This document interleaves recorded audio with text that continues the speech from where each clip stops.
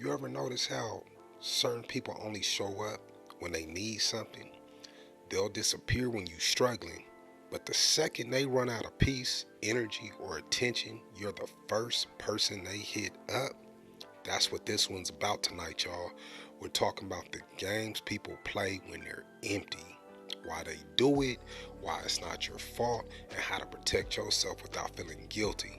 Because the truth is, you can't save everybody. Some folks ain't looking for help, they're just looking for someone to feed off of. Let's be real.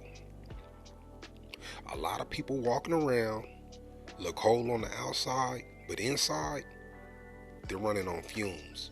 And when a person's empty, they start looking for control. They don't want peace, they want power. They mistake your kindness for weakness because they think everyone else is playing the same games they are. You ever had somebody guilt trip you for not being available? Like the moment you start prioritizing yourself, suddenly you're acting different. Nah, you just stop being convenient. That's how the game starts.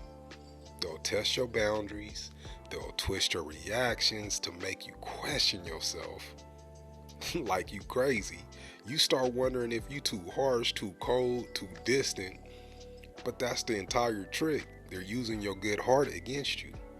Because empty people, they don't connect through love. They connect through access. And when that access gets cut off, they panic. Let me paint this picture. You ever had someone who only reaches out when they need advice, a favor, or a little pick me up?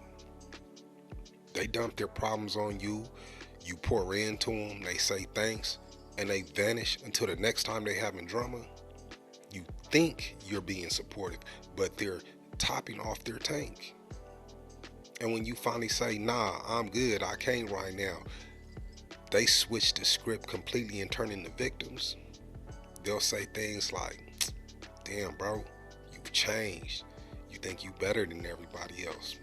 Shit, I guess I can't count on you like that no more. And for a second you feel bad because your spirit's wired for compassion, but let me free you from that right now. You don't owe these people an excuse for your peace. You can say no and still be loving. You can walk away without being bitter. That's not weakness, that's awareness. See, the biggest mistake people make is thinking they did something wrong.